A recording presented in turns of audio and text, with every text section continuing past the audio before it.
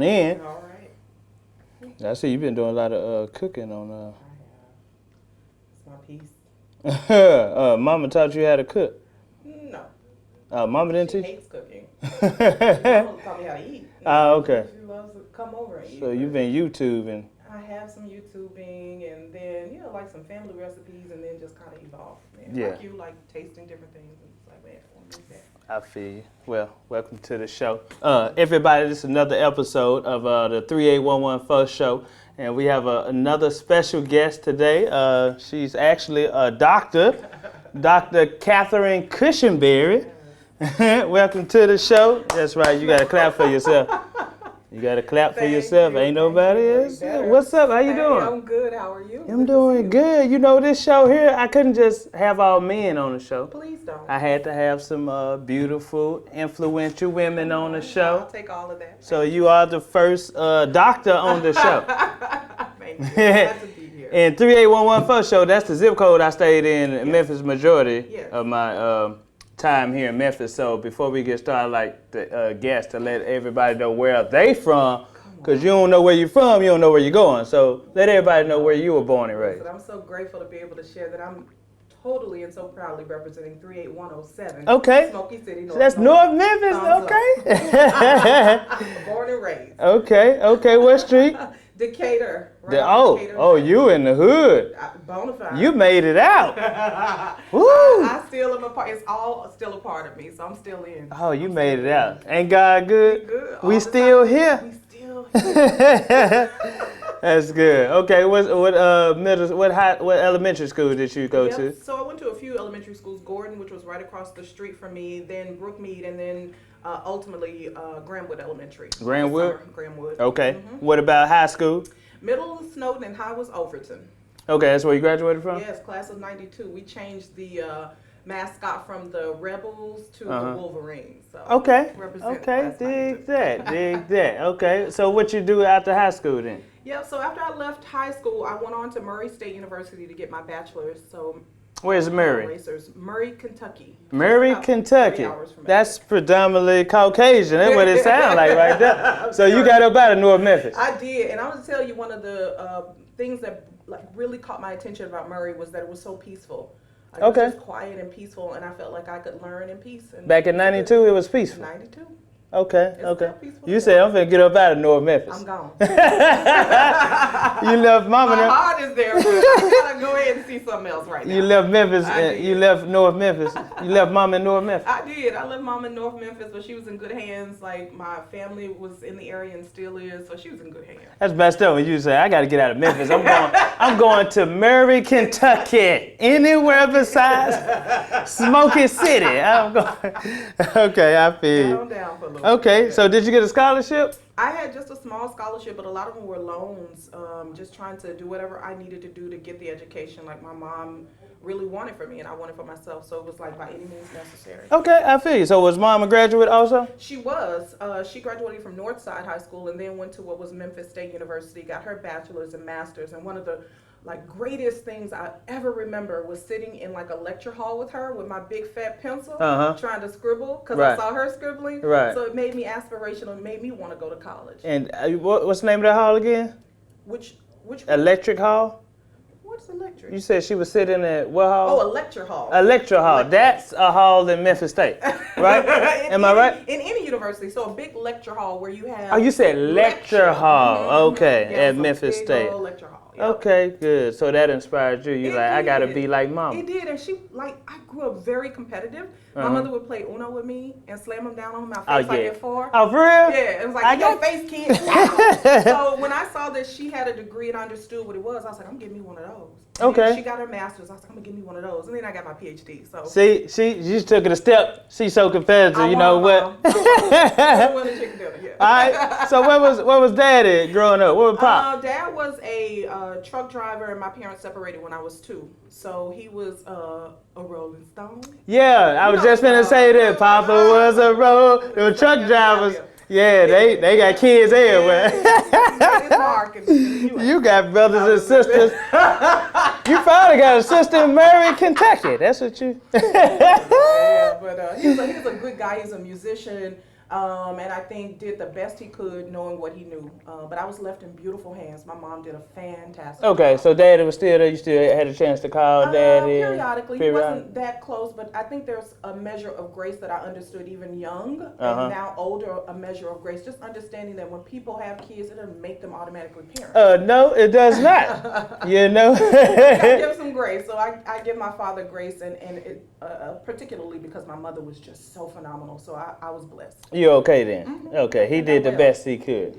That's a lot, but it was the best. That's all fathers do. It's the best we can. You know what I mean? So that's good. So you got your bachelor's from Murray State. I did. And you said, so what kind of experiences did you have on the campus of Murray State in Kentucky? Did you have any run-ins with racism? Yeah, Murray State overall was just a really positive experience for me. I had a strong network in terms of the Black student community. Okay. I was also connected across the university, and I will have to say that part of the challenges that I saw around racism and colorism even was off the campus more than anything than on. Of course, there were those subtleties you would see sometimes in terms of faculty administration around who had access to what. Okay. But the group of students that I came up with, we were just all so resilient, and we just created our culture in our own village. Okay. And that blessed. So it was some Black people there. Oh yeah. It was a good amount. I mean, there were Greek organizations. I pledged Delta Sigma Theta. Ooh. Okay, go ahead. Shout out your gang. Shout out your gang. I can't throw in my gang. No, yours are different. Mine illegal. Yours No, awesome I'm just playing. I didn't join no gang. So, what did you receive your master's degree in? Yep. So my bachelor's was in organizational communication, and then master's in the same thing. Organizational communication. And what is that? Yep, so let everybody know what that is, and me too, because I don't know what the hell that is. Well, everybody in Ambrose. She's a good speaker. We know that. She's a good speaker. It really focuses in on like business and how do we think about ways to best make business happen well. And we know we can't do it without communicating. So how do we do it within an organizational setting? How do we change structures so that we can be most efficient? I'm glad you broke that down. Now that sounds good. That sounds like I'm interested in that. Yeah, business, that's cool. And then you got your PhD. I did. In what? Human development. Human development. From the University of Missouri, Columbia, Mizzou represents. So you left Murray State and you went to St. Louis. No. Well, Kalamazoo, Missouri. I actually left Murray State and came back home for 2 years for my master's. It's from the University of Memphis. Okay. And then I took 1 semester and I was a substitute teacher. Shout out to all of the educators who are making things happen. My mother is a retired educator. Yes, shout out to y'all. And then after that semester, I left and went to the University of Missouri, Columbia. Okay, and how was that? That sounded like predominantly. All of the schools I went to were predominantly white. Yeah. Back in the day, you just had to get in where you can get in to get your education. You know, I think that there was still, even then and now, the HBCUs, the historically Black colleges and universities, strong. I mean, some amazing leaders. We already know Kamala Harris is one of the products of it. But for me, those were the choices that, for me, with regard to degree areas, locations, and where I was in my life and what I needed. So each of them fit for me. Okay, so it fit for you. You did your research and you like, you know what? I did. Okay. So how was Kalamazoo, Missouri? Columbia was good. I really enjoyed it. I was really shocked when I went to get my doctorate. I was 23 years old, and I was surprised at the number of Black young adults who were working on PhDs and advanced degrees. Okay, and what year is this? That was 1999. I moved there in January of 99. Okay. And these are folks that are family to me today, and they're doing phenomenal things in academia and so many other fields, engineering, psychology, and it changed my life. I traveled. I had the best time of my life. Okay, that's cool. I did. That's cool. So it's some more Black educator doctors out there. Plenty. And you had a chance to be with them when they were starting out. I did. That's good. That's a good influence. So fortunate. That's a good influence to be around. Y'all need to check that college out. University of Missouri. Tigers, let's go. All right, so human development. Yes. Let everybody know what that is. I think we got a general idea what human development. We all still working on it. Yep. So human development and family studies, of course, covers the gamut of research around families, relationships. I particularly at the time studied remarriage and step families. That was a real interest to me. But what I tell anybody is like, go to college, go to universities and study things you really, really enjoy. And what you take with you along your career path is not necessarily that specific subject knowledge, but it's the skill sets. So along the way, I learned how to grant write. I learned program evaluation. I understood what it meant to work in groups and teams. My writing became so much stronger. So it's those skill sets. I learned what I wanted to learn because it was interesting, but what I've taken with me across my career are those skill sets. Okay, so you actually went to college and got in subjects involved that you really were interested in. That's the only way you're really going to learn. That's the only way you're going to be successful, I think, and truly enjoy the process. I know that there are some parents who press students and their kids to do something that they want them to do, and I always tell parents, then you do it. You know what? That's one thing I'm glad my mom, she really didn't force us to, do this or do that. So she left it on us to find it on our own. Yep. And I'm kind of glad I was able to do that. You know what I mean? World famous comedian, you know what I'm saying? So I'm glad I had a chance to find it on my own, because you appreciate it better when you find it on your own. And you're more happy, you're happier, you're joyful because you're doing something you love. I want to give a shout out to my mom too, because she never told me what I could not do. And she never questioned, well, how much money are you going to make? What are you going to do? Because when you truly are doing what you love, everything else will come. Yeah. Everything will come. Money, everything, it'll come. Yeah. So what advice you can give the young girls, the seniors who graduating this year that's about to go to college next year? What's some advice that you can give to them that they can take with them? Yeah. I think the first thing, and I think this is universal to not only girls but also guys and any binary, however you identify yourself, is to know that you're going there specifically for a reason. This is just a stop along your pathway. You're there to get the degree. Get the degree. Don't leave with extra stuff. Get the degree. That's what you're there for, and that's the main thing. And if you keep the main thing, then all of the other things, yes, you'll have a good time. Yes, you'll make friends. Yes, you might meet a love of your life or a love of a moment, whatever it is. Right, If you stay focused, then you really do then maximize what your purpose is, and that's just to get the degree. That's what you're there for. That's right, and make sure you want to do it. Make sure that's the subject that you really want to do. Do what you love. Do what you find interesting and fun for you. Because I know we all know some people that graduated, got the degree, but they still working in a different field. And it's like, what did I go to college? What did I go? That's perfectly okay. There are some people I know who have degrees who have chosen other things that they wanted to do, and their families don't understand it. Like, why are you doing that? And let people walk their path. I know that's right. Because I went to school to be a pharmacy technician.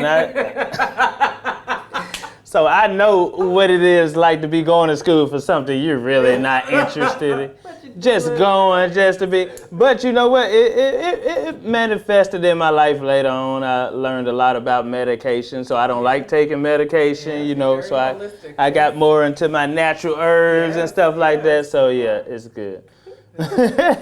So human development, you said step families? Yeah, remarriage and step families was really I didn't know that was a subject you can... yeah, it's a lot to be learned. I mean, think about all of the... Oh yeah, I had a couple of stepdaddies. You had some stepdaddies too? You ain't had no... Did you have stepdaddies? She majored in stepdaddies. That was she majored.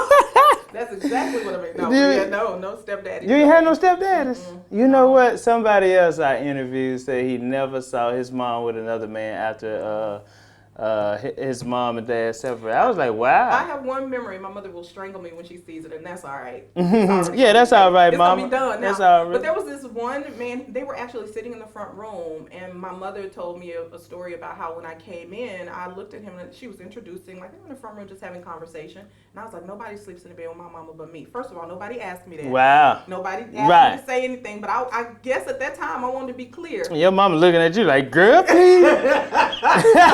Get out. This is James. Lost the step. This is, you ran him away. I don't know. Yeah. But I know nobody slept in bed with my mama but me. That's what I knew.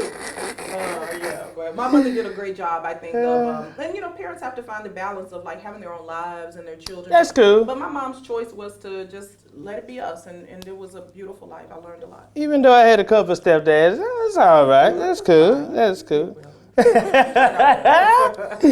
Yeah. Okay. So cool. So how do you study step families? What do you learn about that? Yeah, I think it's just a range of things you can learn about step families. I think I'll tell you some of the high points. Okay. Or a whole field of study if you're interested in terms of research. But certainly just understanding that whether that parent is the absentee parent is there or not, or the custodial, non-custodial parent rather, is there or not, that child will always wonder about that parent. Okay. Right? They're going to always wonder, what was that parent like? And if they're having issues with the parent that they're with, they're like, I bet you the other parent would be better. Yeah. It's like the ghost of that parent. So that's something that the kid got to go through when mom and dad separate. I know, I went through that. Yeah, they're going to wonder about those things. Yeah. And they're going to wonder, especially if you think about aging of step parents and remarriage. Like when we get older, we're thinking about, you and I are thinking about like, who's going to take care of our mom? Like, how are we going to take care of our mom? Maybe, yeah. Yeah. No, yeah, you're right. Who's gonna take care of mom? Well, or if nothing else, like what is right? You want them to be right. But when you have parents who are divorced, and let's say the children have become closer to the mom than the father, and they're both aging, then obligations come into play. Like who do I take care of? Where do my resources go? So it's just a whole range of challenges that come with remarriage and step families. Looking at the research around remarriage, if somebody's been married before, the chances of them divorcing again is high, and it keeps going up higher the more they remarry. Mm-hmm. So just knowing those things and thinking about like when people make those choices, using research, I think, as a way to inform, but not necessarily say this is the way my life will be, but it informs how we engage with each other. Okay. It's a very interesting field. You know what? Or area. A divorce really affects the kids. It really does, more than we think. Oh yeah, and it's not even always the divorce act that is the thing. It's usually the things that happen before the divorce. It was the divorcing process. So prior to it, so everything you talking about all the fighting and stuff that goes on. The silence in the house. When we think children don't see things and observe things, they know when they things feel. Are different. They feel. Very feeling individuals and humans. Very intuitive. Very intuitive. So yeah, it's a very intriguing, interesting field, and I was very fortunate to be working with some of the top in the field, if not the top, Dr. Larry Ganong and Dr. Marilyn Coleman. So I learned from the best. Were they married? They were. They were married? That's cool. Yeah, they were. That's cool. I think that's probably why I was one of my fears of getting married, because I don't want to, get married and start having kids and then be like, okay, I'm out. I can't take this shit. You know what I'm saying? And I know it's going to affect the kids. Yeah. You know what I'm saying? Yeah. So I think that's one of everybody's fears is you don't want to get a divorce. Yeah. Because you know the effects that it's going to have. Yeah. And rarely do people get married with the intention of divorce. Rarely. Right. I say not always, but rarely do people. And then also, the reality is when kids do experience divorce, it really is about how have you raised your child, how have you reared your child, what kinds of supports do you have in place for your child. So if that does happen, your child is as positioned as best as possible to manage what is really a reality of life. Right. Divorce and breakup also, that's real. People, listen, relationships end by choice or death. And that's the truth. Yeah, don't have kids too young. But I think it's all about having that support after y'all break up or after y'all have a divorce. Y'all still got to come to a common ground for the kid and still Hopefully, be there for that's him. The hope Hopefully, folks. Not everybody operates in that space, and then really the children are then caught in the middle because where two adults could pool resources to be really strong for their children or child, they then thin it out. Okay, so right. It's unfortunate I know. that the children are caught. It is. It's a tough thing. Relationships are tough. Whether you like dating or not, relationships are tough. Family relationships are tough. Familial, like that's tough. Family, right. That's so tough. Getting out on your own and getting into a regular relationship, that's going to be tough because the family is not even. Yeah, family itself is challenging. So, PhD in human development. Yes. Okay, so what field are you in now? What's your occupation now? My occupation now is I lead a nonprofit here in Memphis called City Year Memphis, YEAR. And my when I started my PhD program, I was very clear that I wanted to be prepared for nonprofit management. Okay. I wanted to be in nonprofit management, but be prepared to teach at a Research One institution. So even while I was in my doctoral program, I was teaching, I was doing research, but I, in my heart of hearts, knew academia wasn't for me. I had done nonprofit work along the way, and so even as I was finishing my dissertation, I moved to Los Angeles and start doing even more nonprofit work because I had done some while I was working on my doctorate. Because of the beaches too. Mm-hmm. Yeah. Just didn't hurt at all. It didn't hurt at all. There was lovely weather. Lovely. And then I did some consulting, moved to the Philippines, and had a consulting business and the opportunity to work there. And then I came back to the States and just did different nonprofit roles, both locally and nationally, that all came together to bring my skill set back home to establish City or Memphis, which is part of a national nonprofit. Mm-hmm. And we are the 28th of 29 sites. The most recent site is in Buffalo, New York. Mm-hmm. Okay.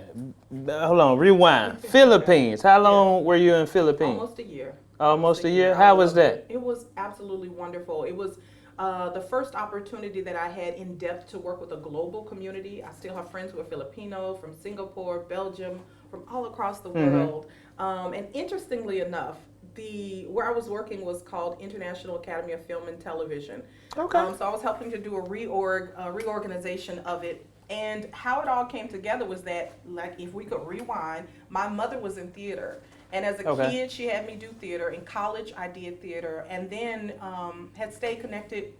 When I got to LA, I was actually doing indie film. Okay, I didn't know that. I knew the film enough about comedian over here, nigga. This is the comedian. Got an aspiring comedian over here. No, I'm funny, but not that funny. So I did, and so all of those, again, but this is about what I said earlier. It's like having a skill set. I can pull from so many things, whether it's arts, or nonprofit work or business. I pull from my toolkit however it's serves. Right. So nothing is you didn't use everything you did is all everything. You use. Right, and I think what people err sometimes is they look at their resume and only look at the work experience as a way to tap into opportunities when they're interviewing and talking to people. I tap into everything because all of it is what makes me strong. Right. Can't leave nothing out. I don't leave anything out. You can have all this. Philippines, I love it. How was what's the language over there? So I was in the central, there are of course 7,100 islands. I was in the central region, which is called the Central Visayas, on the island of Cebu, and was working out of Cebu City. So they speak majority English over there? They speak English, but Cebuano was the language. The national language for the Philippines is Tagalog, but Cebuano was what was spoken in Cebu, but there was English, and it's English speaking, but how English is spoken was the unique thing. Okay, so it's like Jamaican is broken English, so they have their own way of... No, they speak English well. It was so, for example, I would be working in the office and I'd ask someone for something, and they would say to me, for a while. For a while. And that'd throw me off right there. What? And then I'd be waiting, and they were like, for a while. And I was like, what about this thing that's for a while? Essentially what they were saying was, I'll get it to you in a minute. Okay. So it was still English, right? But it was how it was used that made it so unique. Right. And something I had to adjust to. So you just figured that out on your own? No need. I asked. I was like, what do you mean? Oh, okay. Like when you don't get something, right. I want to know what you mean. So I'm going to bring it to you in a while. Go on over there. Wait.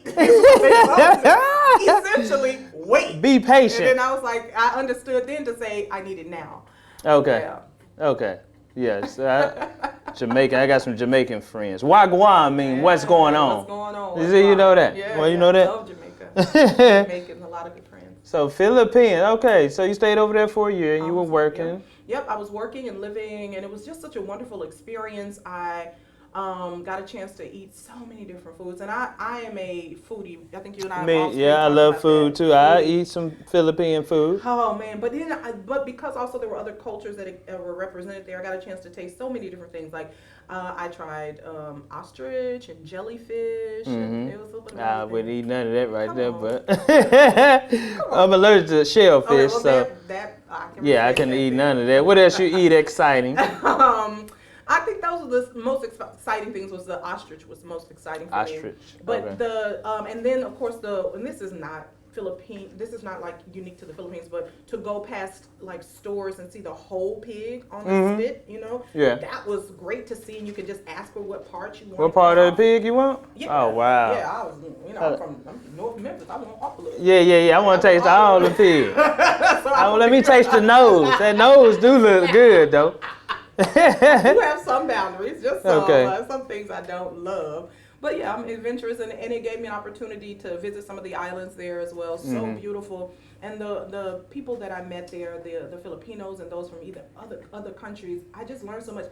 The other thing was like just how different cultures are. So, Right. for example, we teach one of the ideas is that here, you don't point and laugh, right? Right. Okay, you don't point, you don't laugh. As an American, a black woman, I was the tallest, darkest, biggest. As a matter of fact, when I went to the mall, the store where I could buy my clothes was called Tubby. Okay. Tubby. Wow. Tubby. But I went in Tubby. I got those clothes. But, Tell her Tubby. That could, don't put Tell her in front of her. Tell her Tubby. But it was weird. It was so unusual for me. It was such a dissonance for me to be places and have kids and even some adults pointing and laughing at me because I was so different. Oh, wow. It was common, and I was like, at some point, I was like, I'm over this. But it's an adjustment when you understand that social norms vary, and it doesn't make it better or worse. They just different. It's just different. It's just different. So it was a learning experience for me. I mean, I grew up in a family where we joke on each other and crack on each other and joke on each other. Or Right. But there was different. And they are fairly small over there in the Philippines, right? They're very petite, very petite. What do they be eating to keep them so small? I don't know. I apparently, all that I was eating over there wouldn't because I didn't get small. All right. City Year. That's the nonprofit organization. Yes. I believe I seen that the logo around. Hopefully. Yeah. Okay, so what do y'all specialize in? City Year. Thank you for asking that. City Year, we're a national nonprofit. We're an AmeriCorps program based out of Boston. As I mentioned earlier, 29 sites. We have young adults ages around 18 to 25, 17 to 24, depending if they've graduated high school, who give a year of service with us in schools. So they're helping students get on track for on-time graduation. We're supporting schools and students around attendance because they got to be there. Right. Around behavior, and we really like to talk about social-emotional learning, like those skill sets that we all need to navigate this world, like delaying gratification, goal setting, and then also really specific areas of coursework around English language arts and mathematics. So these young adults who are near peers, so I can go into a school and I can ingratiate kids, that'll be fun, but it's different. Like there's a gap here. I'm 45. There's an age gap. Right. But these young adults are able to build the relationships, mentor. They're supporting students every day, and they're with us. They're doing 1,700 hours of service throughout for over a 10-month period. And this over y'all whole 29 sites? It's happening They just across traveling the country. around? No, they just, so the ones who are serving with City Year Memphis are with us for that 10-month period. And we're serving in this year 7 schools, which include Fraser Community Schools, Believe Memphis Academy, Journey Community Schools, and then we're also in one Shelby County school as well. Okay, so y'all train these young kids, and the young kids go into the school and train the other kids. Yeah, they support the students. I mean, and this is what's really cool. So our core members get a stipend while they're with us, but at the end of it, they get an educational credit that they can use to pay down college debt or pay toward their college education. So while they're serving, they're setting themselves also up for what's next for them. Okay, and what's the youngest they can sign up for that? I knew that was got a young man, and can I do it? Here. I heard a stipend in there. They get paid. Yeah, can I?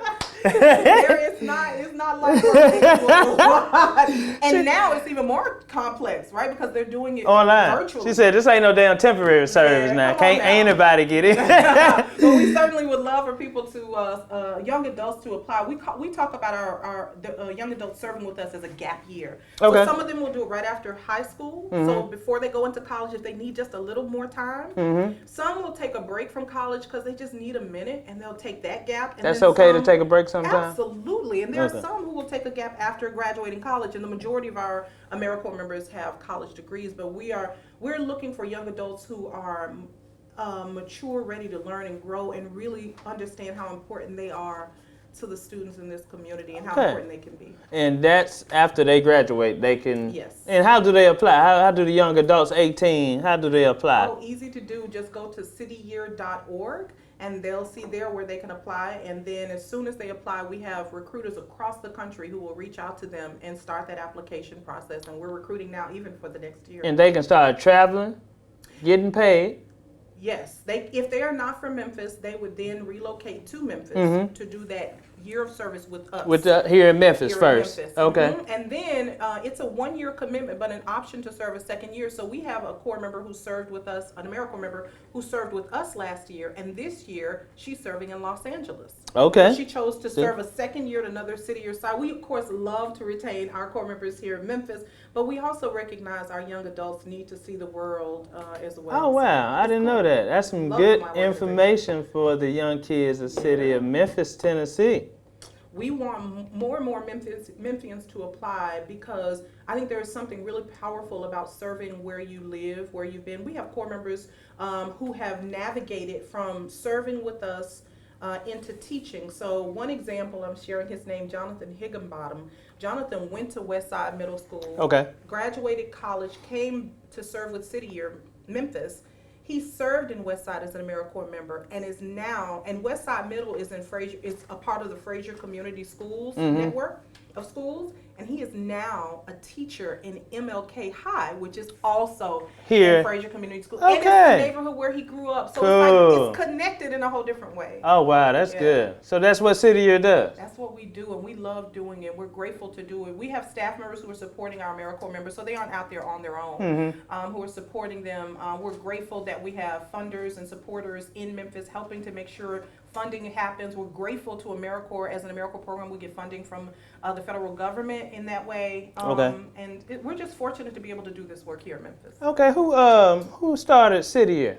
Yes, so among many of the co-founders, one of them was Michael Brown. He's our most recently retired co-founder and CEO. Black guy? No, Okay. no. This was started up north. Shout out to Michael Brown. Michael Brown, thank you for you and your colleagues and others for getting us going. Jennifer Epplett, Riley, and others. They came together and came up with this great idea. It used to be like physical service. So you would, they would wear their City Year uniforms, and in the Northeast area, they would do service projects across the city, like helping to beautify. And then over time, what we recognized as an organization was that there was a need for evolution, and there was a need in schools to have supports in schools, and that's how our evolution ultimately happened over time. City Year. City Year. And what year was it founded? 1988. 1988. So It been around that long? 32 years, yeah. That's cool. That's cool. I wish I was 18 because my nephew, he graduated last year, and because he's supposed to went straight to the, he hate when I mix this up, Air Force?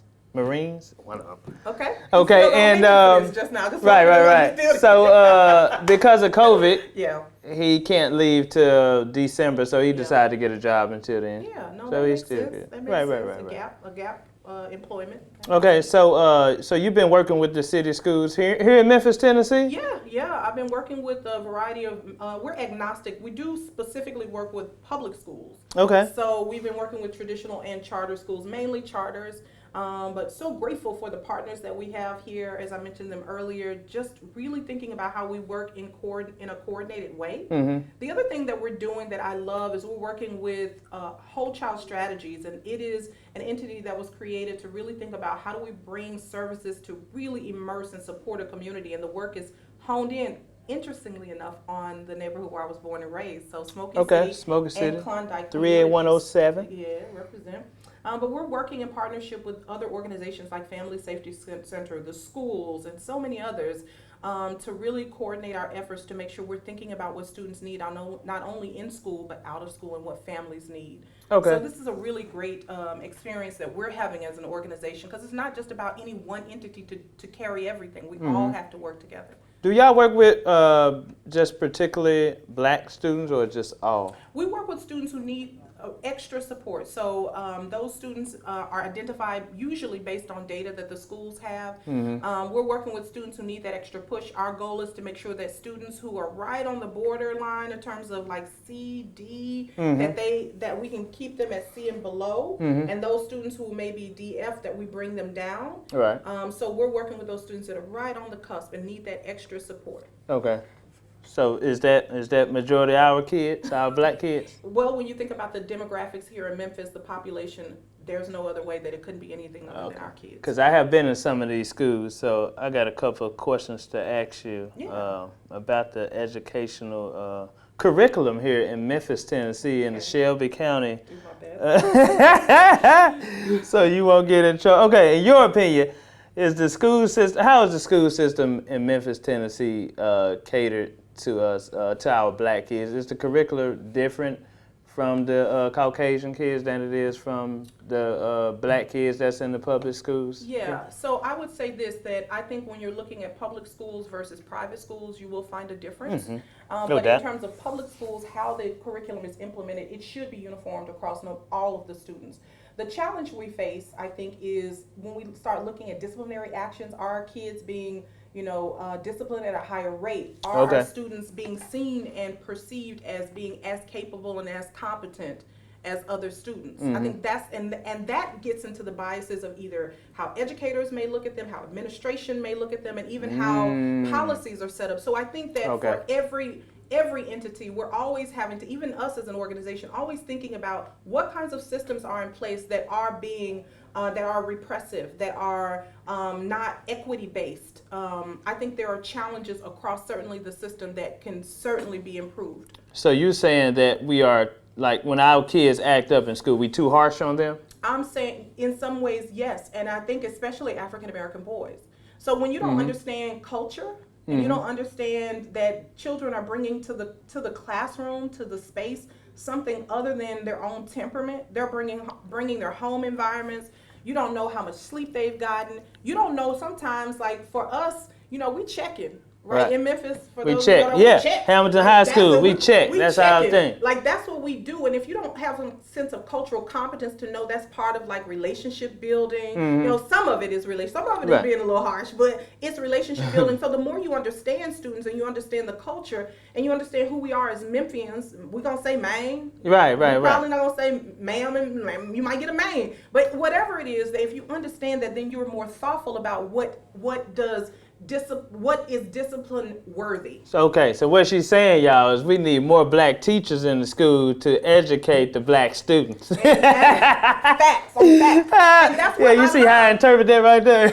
Well, and the other thing too is the majority of our core members are black. Right. And so we're working, sitting here? Yeah, we're working to think about how do we move these young adults who, many of them like a Jonathan Higginbottom, who actually came to us saying he was going to do communications and marketing, ended up in the school system. So how do we bring these young, talented adults into our city, give them experiences in the schoolhouse where they see the need for their talents and that they want to become educators, and then they can then take this cultural competence that they're learning as a part of City Year, understanding the culture, and can support our black children, black and brown children, in ways that really are culturally competent and meaningful, so we can focus on the real things that our kids need. So especially our black boys need a chance. Especially.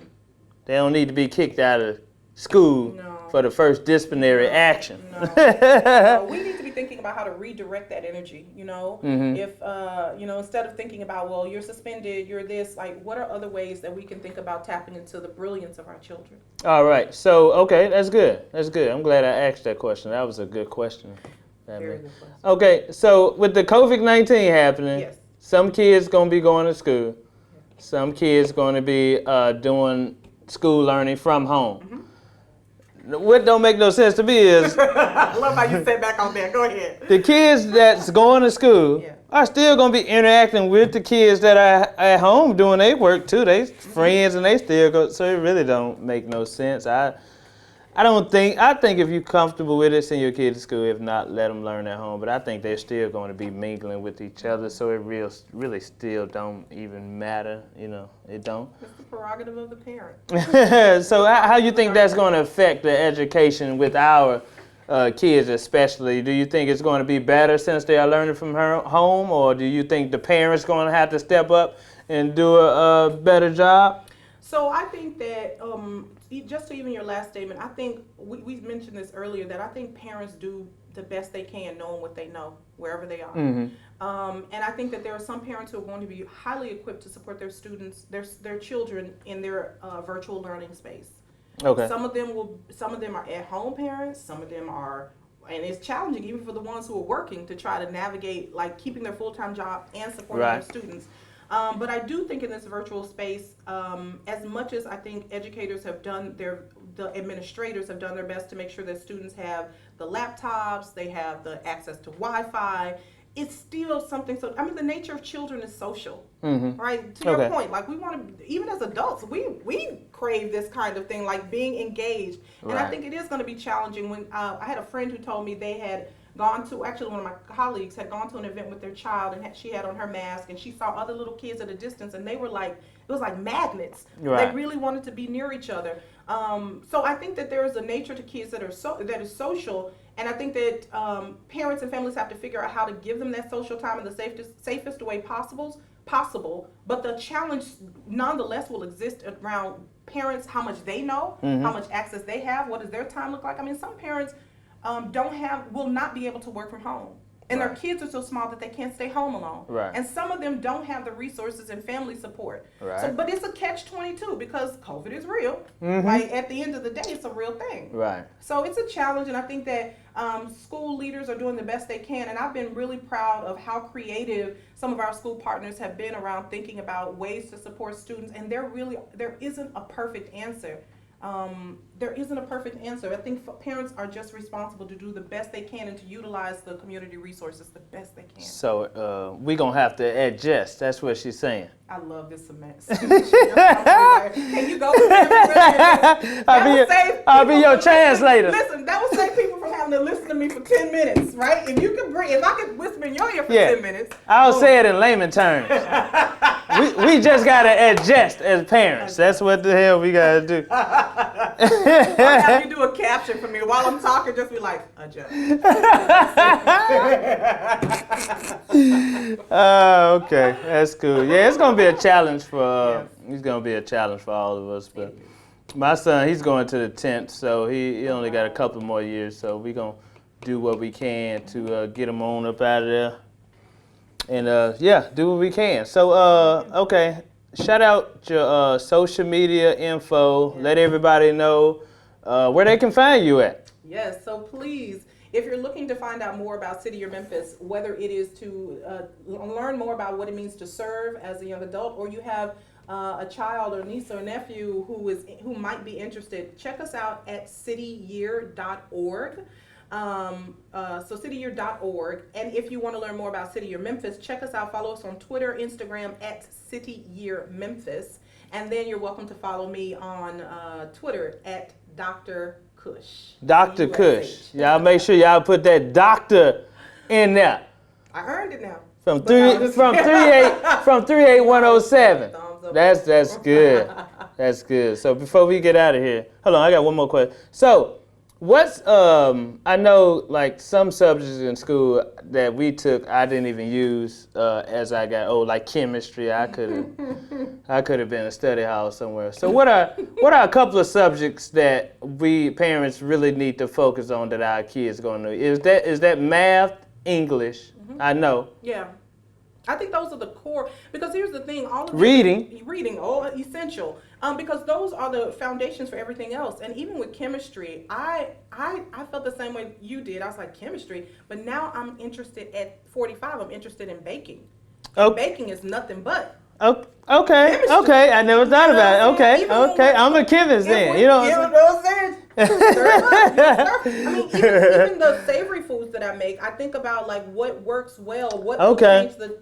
I never thought about that. Yeah, all of these things are important, but certainly you want to make sure your students and your children have the basics so that they can build. Those are the basic tenets for everything else, and they just kind of scaffold and grow on top of all of those things. Reading. I'm an avid reader. I've been reading to my son when he was in the belly, and we still read till this day. Necessary. And that broadens their vocabulary. Yeah, because I ain't want him, the teacher be calling him read, then, he'd be scared. I wanted him to, what I'm saying, be able to read.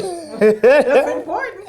That's good. Yeah, that's good. Okay, before we get out of here, let everybody know, I got to get my guests to say, hey, thank you for tuning in. This is the 3811 First Show.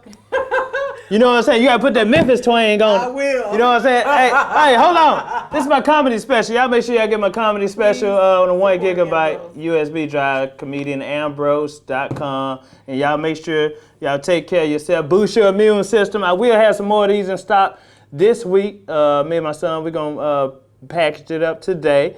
So y'all can go to my website, comedian Ambrose Jones. This is Seamoss and burdock root tincture. That's what it is. Take care of yourself during this COVID-19. All right. Yes. And thank all of you for tuning in, because this is the 3811. Hold on, you gotta wait on me now. Hold on. Wait, I gotta wait on you. Yeah, we're gonna do it together. Oh, okay. All right, thank y'all for tuning in, and this is the 3811 Fuss Show.